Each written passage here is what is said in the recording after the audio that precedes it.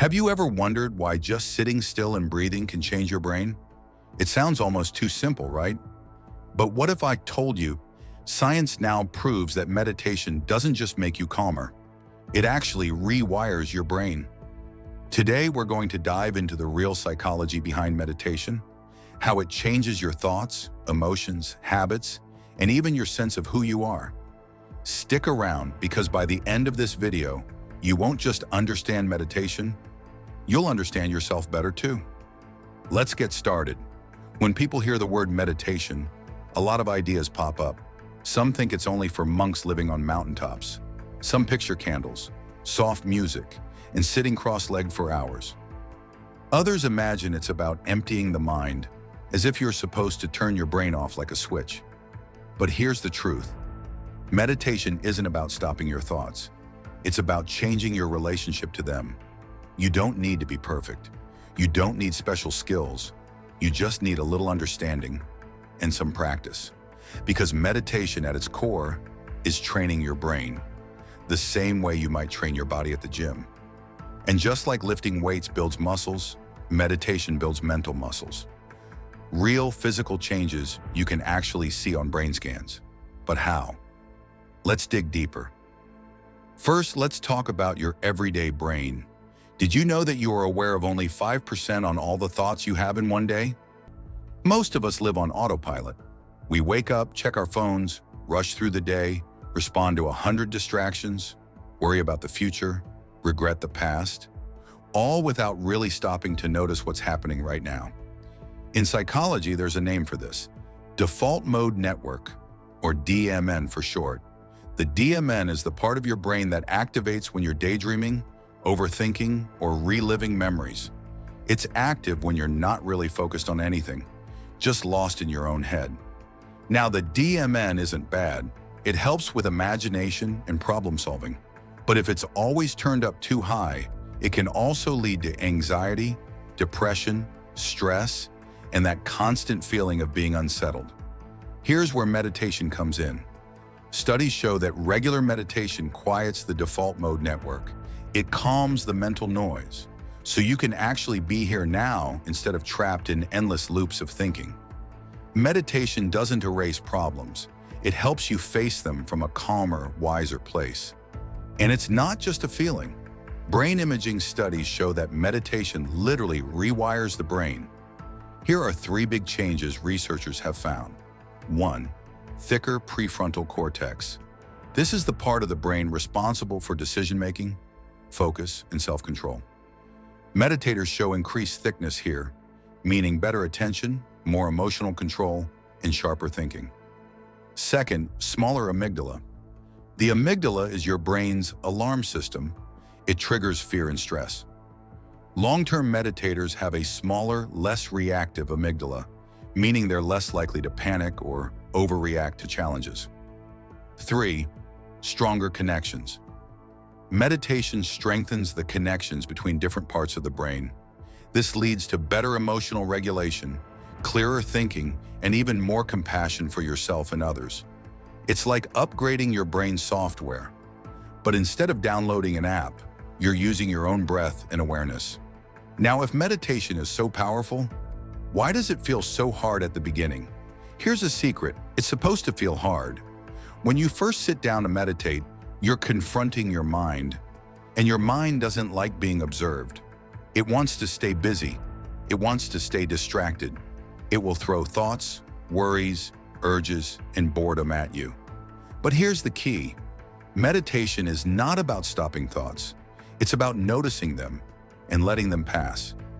Every time you catch yourself distracted and gently bring your focus back, you're strengthening your brain, just like lifting a weight strengthens a muscle. It's not a failure to get distracted. It's part of the training. There isn't just one way to meditate. Here are a few types and how they change the brain. Mindfulness meditation. You simply observe your breath, sensations, or thoughts without judgment. This increases self-awareness and reduces stress. Loving kindness meditation. You focus on sending goodwill to yourself and others. This boosts compassion and emotional resilience. Body scan meditation. You mentally scan your body, noticing areas of tension. This helps relax the nervous system and improves physical health. Focused attention meditation. You pick an object, like your breath, a sound, or a word, and keep returning to it. This sharpens concentration and mental clarity. All of these styles change your brain differently, but all lead to greater calm, focus, and emotional balance over time. Most people think meditation is all about feeling calm and peaceful. And yes, over time, it does bring calm. But if you've ever actually tried meditating for a few days in a row, you know, it doesn't always feel peaceful right away. In fact, sometimes it feels like the exact opposite. You sit down, close your eyes, and suddenly, old memories bubble up. Sadness rises in your chest. Anger you thought you got over years ago shows up again. Or a deep, hollow loneliness seems to creep into the room. And you might think, wait, I thought meditation was supposed to make me feel better. Why do I feel worse? Here's the truth. Meditation doesn't create those feelings. It simply reveals them. They were already inside you, tucked away under busyness, distractions, and constant stimulation. Meditation simply gives them space to come to the surface. And even though it's uncomfortable, it's actually a good thing, because you can't heal what you never face. You can't fix a wound you never see. Meditation is like turning the lights on in a messy room. At first it looks worse, but now you can finally start cleaning up. Psychologically, when you meditate, you're strengthening a part of your brain called the anterior cingulate cortex, the area responsible for emotional regulation and conscious awareness. You are literally building the muscle of noticing without reacting.